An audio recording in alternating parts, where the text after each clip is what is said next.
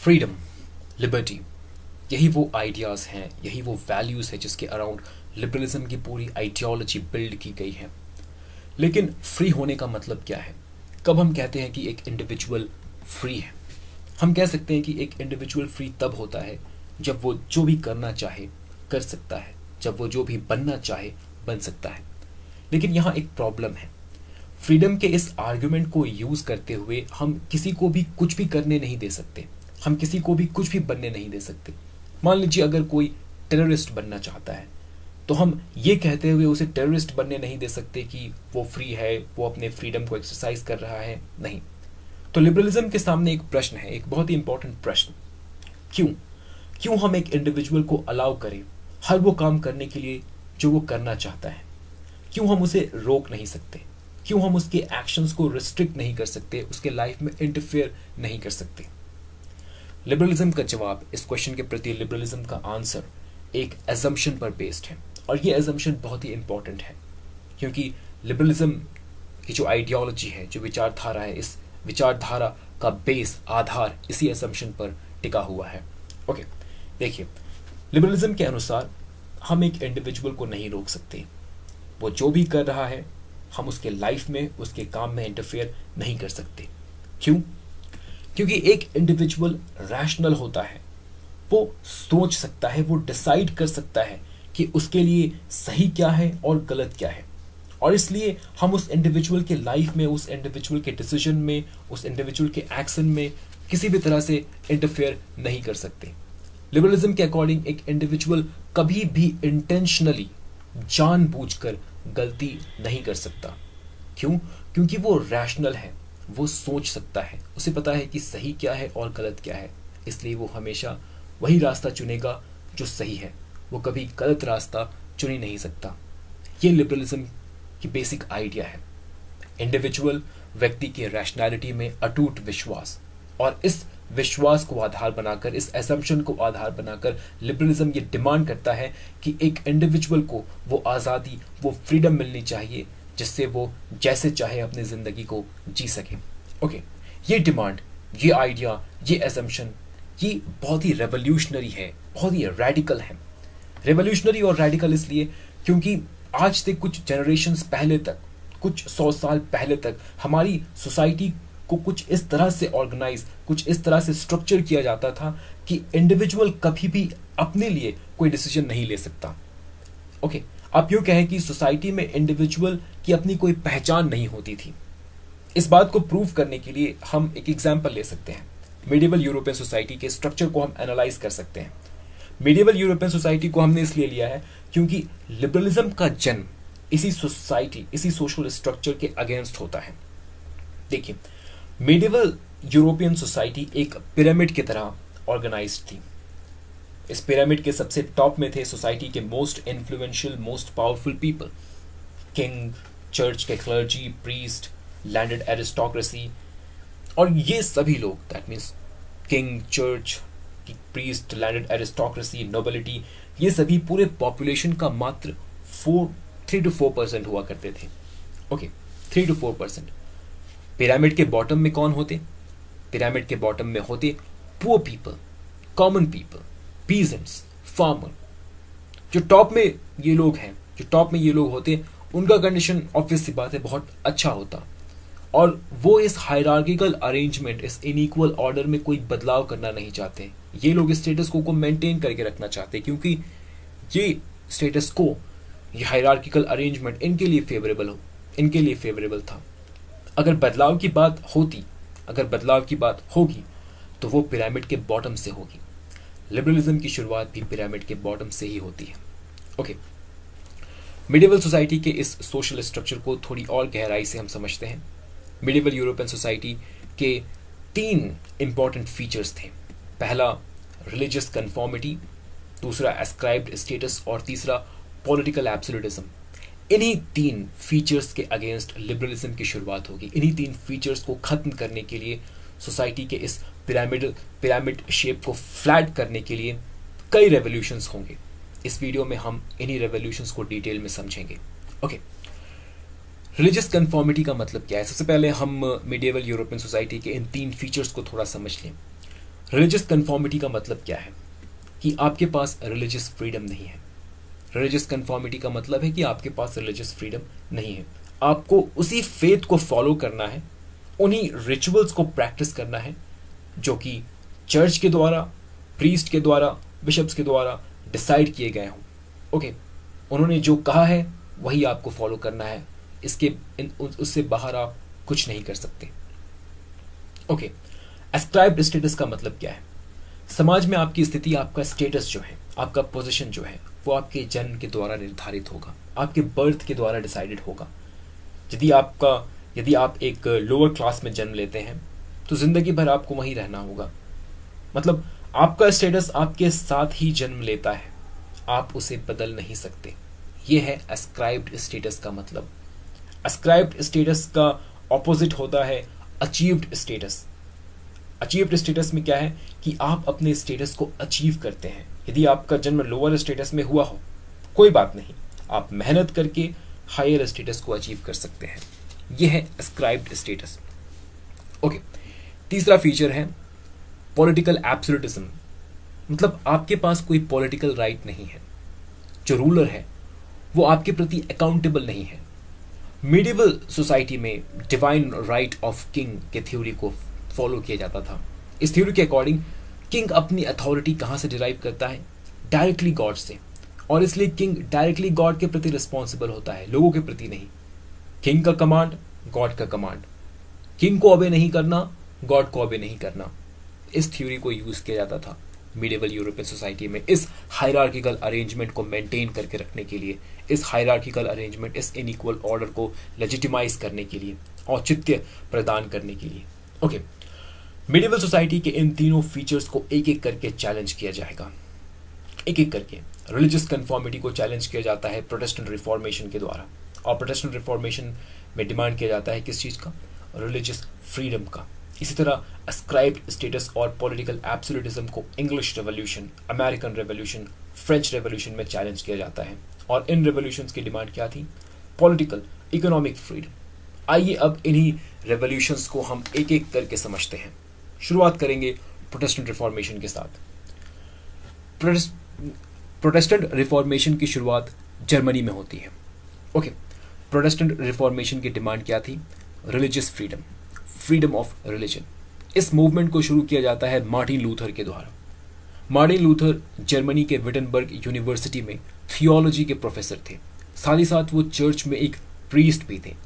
Martin Luther के एक बहुत ही सिंपल आइडिया से पूरे प्रोटेस्टेंट रिफॉर्मेशन की शुरुआत होती है। वो आइडिया क्या था? आइए इसे देखते हैं। मार्टिन लूथर का मानना था कि इंडिविजुअल और गॉड के बीच एक डायरेक्ट रिलेशन होना चाहिए। मार्टिन लूथर का कहना था कि इंडिविजुअल में वो कैपेसिटी है कि वो गॉड को डायरेक्टली एक्सेस कर सके, समझ सके, केवल अपने फेथ, अपने विश्वास और अपने आस्था को यूज करके, बिना किसी मीडिएटर, बिना किसी माध्यम के सहारे। फिर मार्टिन लूथर कहते हैं कि अगर गॉड ने अपने आप को किसी स्क्रिप्चर के माध्यम से रिवील किया है तो इंडिविजुअल में वो कैपेसिटी है कि इंडिविजुअल खुद उस स्क्रिप्चर को पढ़कर गॉड को समझ सके। क्योंकि मार्टिन लूथर क्रिश्चियनिटी से बिलोंग करते थे, वे बेसिकली ये कहना चाहते थे कि जिस तरह वो खुद बाइबल को पढ़कर उसे समझ सकते हैं, उसी तरह कोई भी बाइबल को पढ़कर गॉड को समझ सकता है। उनका कहना था कि हर कोई एक प्रीस्ट हो सकता है। प्रीस्टहुड ऑफ ऑल बिलीवर उन्हीं के द्वारा दिया गया स्टेटमेंट है। लेकिन मेडिवल सोसाइटी को अगर आप देखें तो मेडिवल सोसाइटी में इंडिविजुअल और गॉड के बीच में कई मीडिएटर्स मौजूद थे। Church, bishop, priest, rituals. Okay, अगर इंडिविजुअल गॉड को समझना चाहता तो उसे इन मीडिएटर्स का सहारा लेना ही पड़ता। चर्च आपको जो कहता आपको वो करना ही पड़ता। बाइबल लैटिन में लिखा हुआ था, जो कि आम लोगों की भाषा नहीं थी, आम लोगों को समझ में नहीं आता था। तो बिशप और प्रीस्ट लैटिन में लिखे बाइबल को पढ़ते और फिर लोगों को बताते कि बाइबल में गॉड ने उनसे क्या कहा है। चर्च के द्वारा सेट किए गए रिचुअल्स को फॉलो किए बगैर आप गॉड को खुश नहीं कर सकते थे। तो इस तरह का सिचुएशन था, ये स्थिति थी मेडिवल यूरोप की। मार्टिन लूथर इस स्थिति को बदलना चाहते थे, वो इस स्थिति को चैलेंज करना चाहते थे और इस स्थिति के अगेंस्ट, इस सिचुएशन के अगेंस्ट आवाज उठाने का मौका उन्हें 1517 में मिलता है। 1517 में मार्टिन लूथर एक बहुत ही लंबा आर्टिकल लिखते हैं, एक आर्टिकल जिसमें 95 पॉइंट्स होते हैं, इसलिए इस आर्टिकल को 95 थीसिस कहा गया। ओके, इस 95 थीसिस को मार्टिन लूथर विटनबर्ग चर्च के दरवाजे में पिन कर देते हैं नेल के माध्यम से। इस 95 थीसिस में क्या लिखा होता है, देखिए, इन 95 थीसिस के माध्यम से मार्टिन लूथर चर्च को चैलेंज करते हैं एक डिबेट के लिए। किस टॉपिक पर डिबेट? सेल ऑफ इंडल्जेंसेस के ऊपर डिबेट, इंडल्जेंसेस की बिक्री के ऊपर डिबेट। अभी आपको समझना है कि ये इंडल्जेंसेस क्या है। देखिए, पहले हम इसे समझते हैं कि एक इंडल्जेंस क्या होता है। इंडल्जेंस एक तरह का डॉक्यूमेंट होता है, ओके, जिसे आप चर्च से खरीद सकते हैं पैसे देकर। चर्च को पैसे देकर आप चर्च से इंडल्जेंसेस को खरीद सकते हैं। लेकिन कोई इंडल्जेंसेस को क्यों खरीदेगा? इंडल्जेंसेस को खरीदने से आपको क्या मिलेगा? ओके, कोई इंडल्जेंसेस को क्यों खरीदता है, इसे जानना भी इंपॉर्टेंट है। देखिए, क्रिश्चियन थियोलॉजी के अकॉर्डिंग अगर कोई पाप करता है तो वो डायरेक्टली हेल, नरक में जाता है। अगर कोई पुण्य करता है तो वो हेवन में जाएगा। लेकिन अगर कोई बीच में है, मतलब अगर किसी ने बहुत अधिक पाप भी ना किया हो और बहुत अधिक पुण्य भी ना किया हो, तो फिर इस व्यक्ति का क्या होगा? ऐसा व्यक्ति अपने पापों का प्रायश्चित कर सकता है सोशल सर्विस करके, पुण्य काम करके। लेकिन मान लीजिए इस व्यक्ति के पास समय ही नहीं है सोशल वर्क करने के लिए, पुण्य काम करने के लिए समय ही नहीं है, तो फिर ये क्या करेगा? चर्च ने एक रास्ता निकाला। ये व्यक्ति, ऐसे व्यक्ति के लिए चर्च, ऐसा व्यक्ति जो ये व्यक्ति है, इस तरह के व्यक्ति जो है, ये चर्च से इंडल्जेंसेस खरीद सकते हैं। ओके, जब ये व्यक्ति चर्च से इंडल्जेंस खरीदेगा, चर्च को पैसे देगा, तो चर्च के द्वारा इन पैसों को सोशल वर्क में खर्च किया जाएगा और इन सोशल वर्क से मिलने वाला जो बेनिफिट है, जो पुण्य है, वो डायरेक्टली उस व्यक्ति को जाएगा जिसने इंडल्जेंस खरीदा है। ओके, ये सिस्टम था इंडल्जेंसेस के सेल का। ये पूरा का पूरा यही मामला था इंडल्जेंसेस के सेल का। मार्टिन लूथर इस पूरे सिचुएशन को देखकर, इस पूरे इंडल्जेंसेस के सेल के इस पूरे मामले को देखकर बहुत डिस्टर्ब थे। मार्टिन लूथर ने कहा कि ये तो शॉर्टकट हुआ, मतलब जिसके पास अधिक पैसा है वो इंडल्जेंसेस खरीद कर हेवन में अपनी जगह पक्की कर लेगा। मतलब ये डिसीजन कि हेवन में कौन जाएगा कौन नहीं जाएगा, अब ये डिसीजन गॉड के द्वारा नहीं बल्कि चर्च के द्वारा लिया जाएगा, क्योंकि अब चर्च डिसाइड कर रहा है। आपके पास बहुत पैसा है, आप बहुत इंडल्जेंसेस खरीदिए और आपका जगह पक्का हेवन में। अपने 95 थीसिस में मार्टिन लूथर इन्हीं आर्ग्यूमेंट्स को प्रेजेंट करते हैं। ओके, अपने 95 थीसिस के द्वारा मार्टिन लूथर चर्च में मौजूद करप्शन को हाईलाइट करने की कोशिश करते हैं। शुरुआत में चर्च ने मार्टिन लूथर को सीरियसली नहीं लिया, लेकिन जैसे जैसे मार्टिन लूथर के आइडियाज स्प्रेड होने लगते हैं, उनके 95 थीसिस की कॉपीज पूरे यूरोप में सर्कुलेट होने लगती है, चर्च को समझ में आ जाता है कि उनके अथॉरिटी को किसी ने चैलेंज कर दिया है। 1522 में मार्टिन लूथर को चर्च में बुलाया जाता है। उन्हें कहा जाता है कि वे अपने आरोप वापस ले लें। मार्टिन लूथर कहते हैं नहीं। मार्टिन लूथर अपने आरोप वापस लेना नहीं चाहते हैं। ओके, मार्टिन लूथर को चर्च के द्वारा एक्सकम्युनिकेट कर दिया जाता है, उन्हें बाहर निकाल दिया जाता है। मार्टिन लूथर अपने आइडियाज़ को लेकर कायम रहते हैं। अपने कुछ कलीग्स के साथ मिलकर वो बाइबल को जर्मन में ट्रांसलेट करते हैं। चर्च की अथॉरिटी को चैलेंज किया जाता है, लोगों को रिलीजियस फ्रीडम मिलता है, लोग बाइबल को खुद पढ़ने लगते हैं, खुद इंटरप्रेट करने लगते हैं।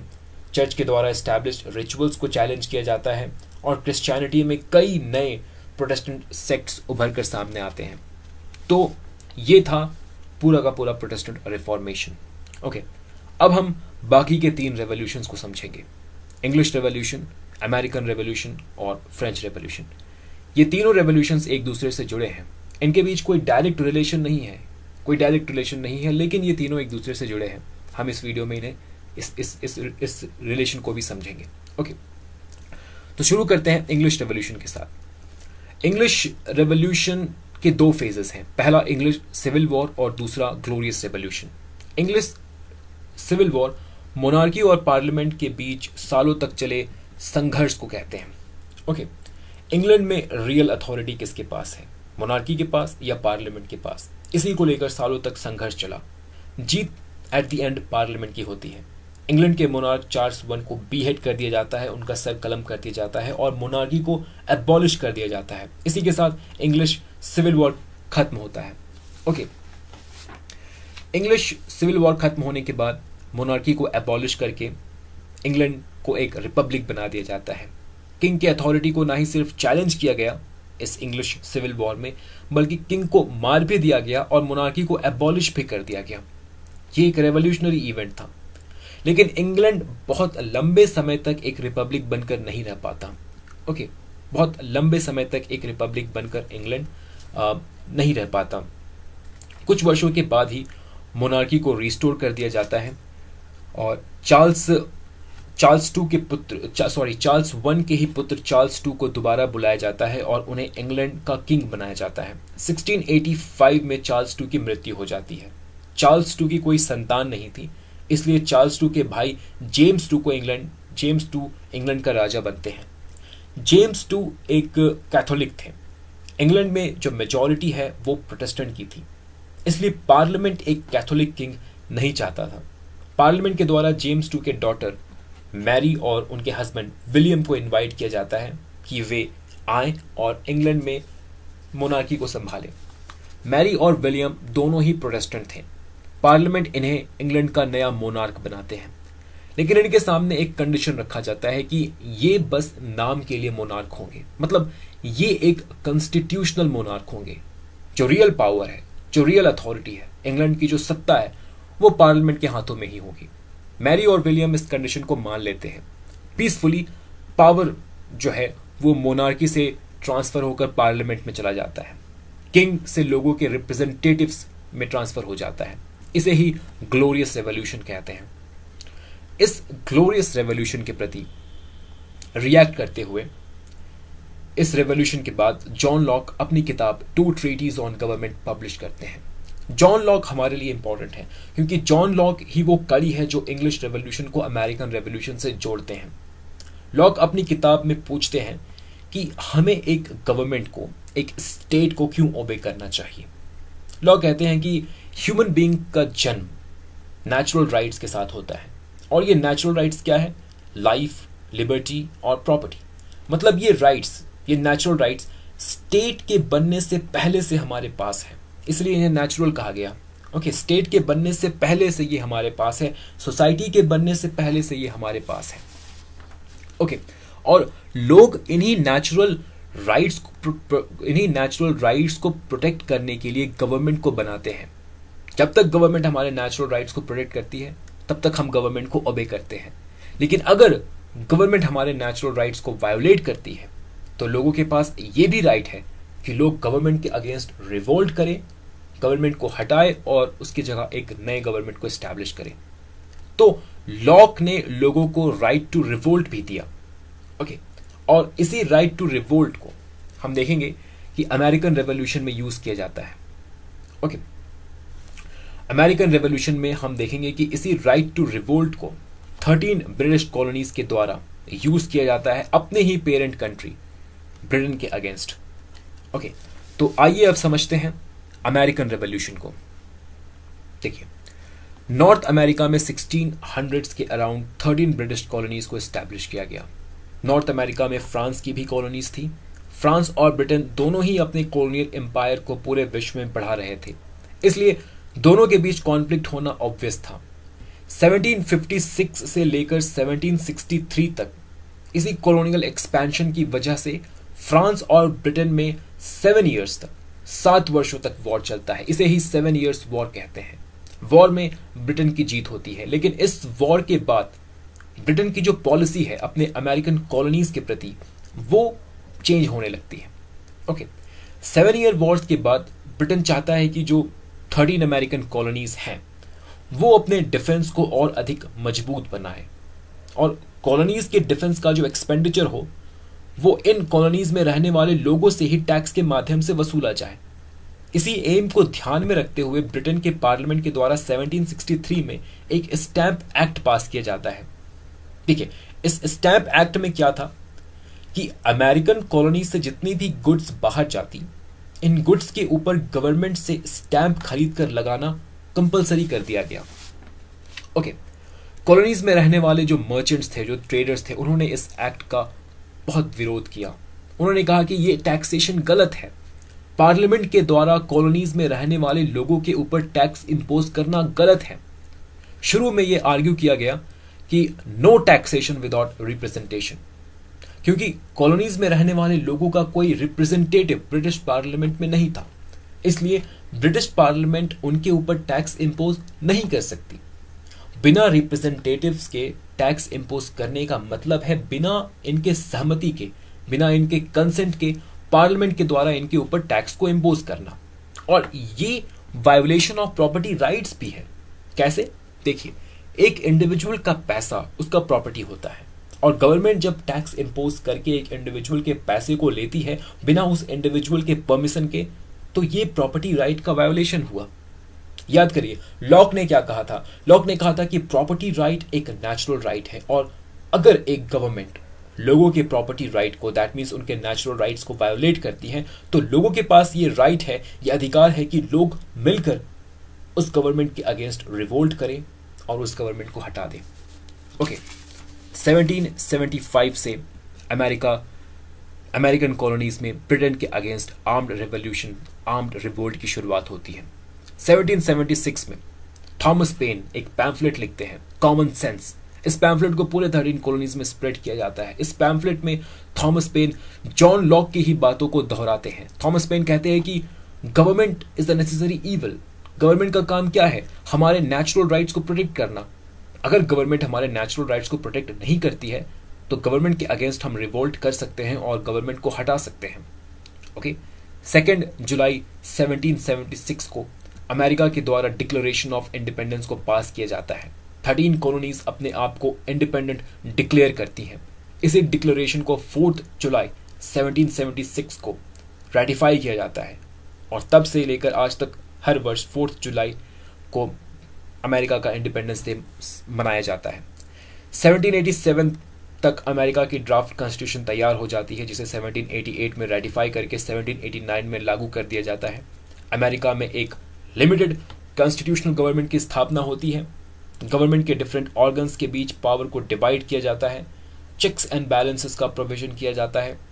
कॉन्स्टिट्यूशन के इफेक्ट में आने के 1 साल के बाद, दैट मीन्स 1791 में बिल ऑफ राइट्स को कॉन्स्टिट्यूशन में ऐड किया जाता है। ओके, तो ये था अमेरिकन रेवोल्यूशन।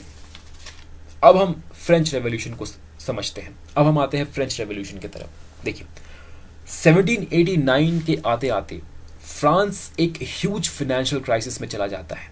एक ह्यूज फाइनेंशियल क्राइसिस। इस फाइनेंशियल क्राइसिस के पीछे कई कारण थे।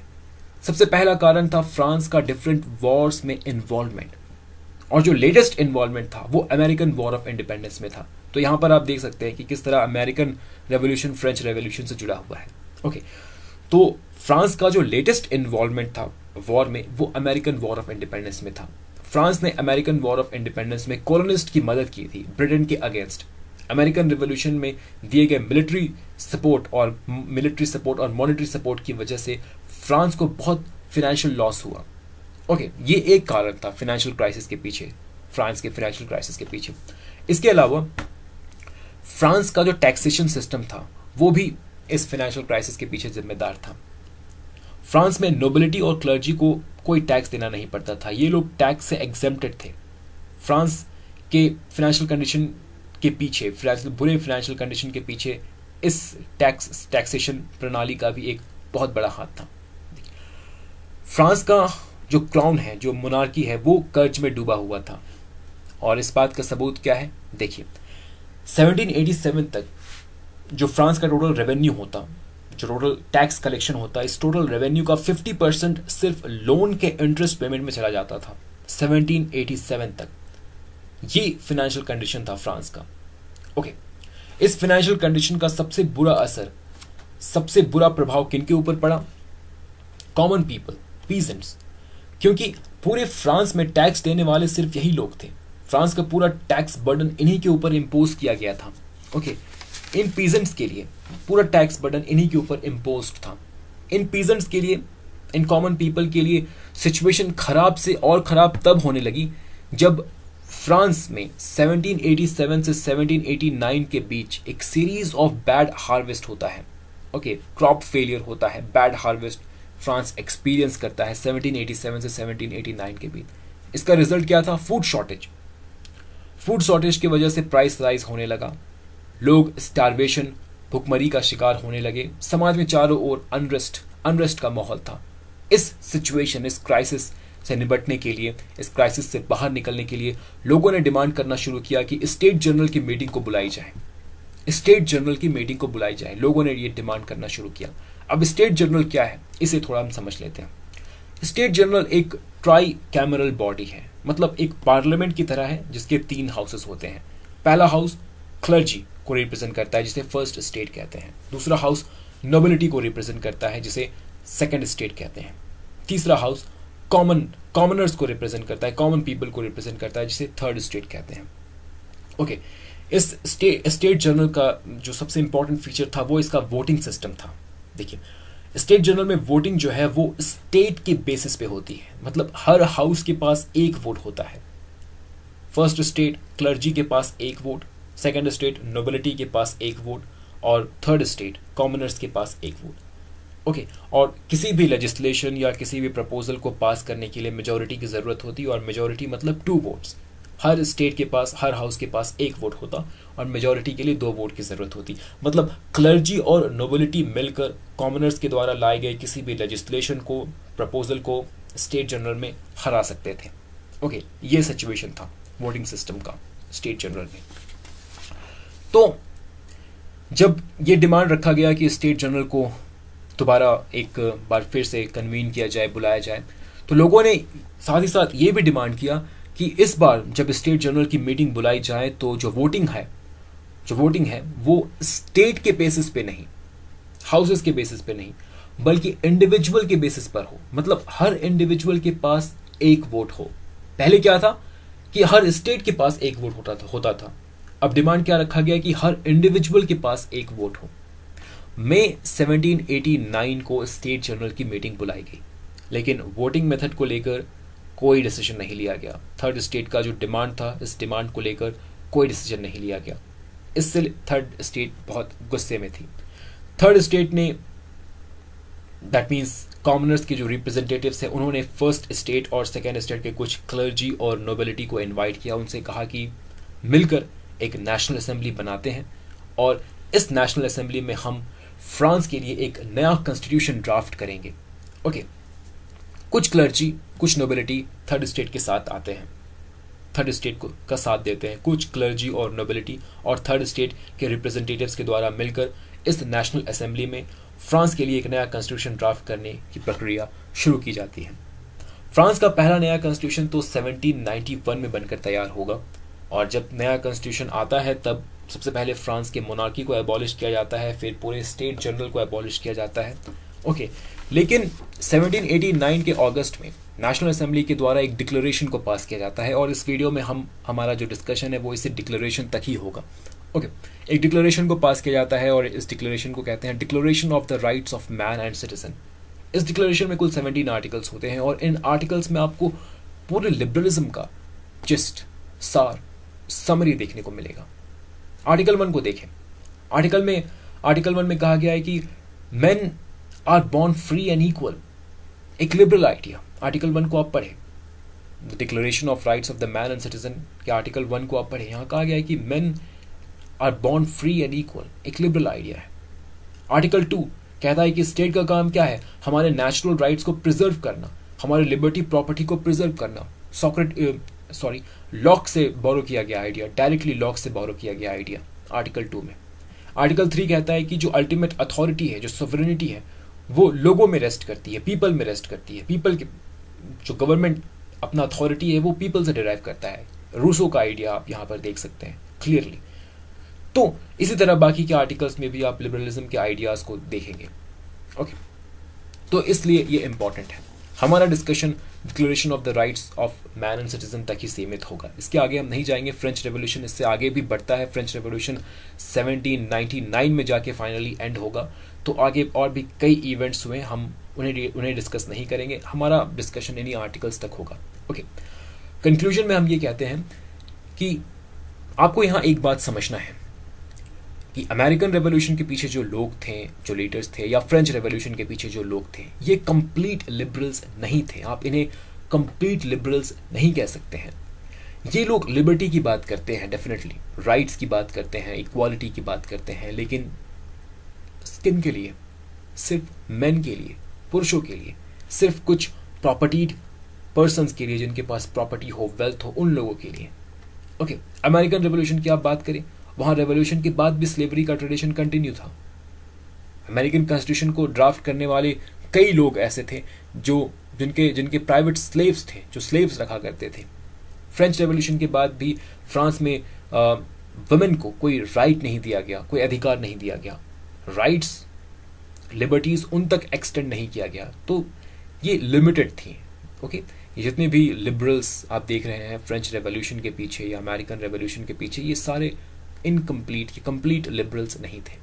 ओके, तो इस वीडियो में हमने Protestant reformation, English reformation, Protestant reformation, English revolution, American revolution और फ्रेंच रेवोल्यूशन को समझने की कोशिश की। इन्हें हमने लिबरलिज्म के साथ कनेक्ट करके देखने की कोशिश की। तो इस वीडियो में बस इतना ही। मिलते हैं नेक्स्ट वीडियो में, तब तक के लिए धन्यवाद।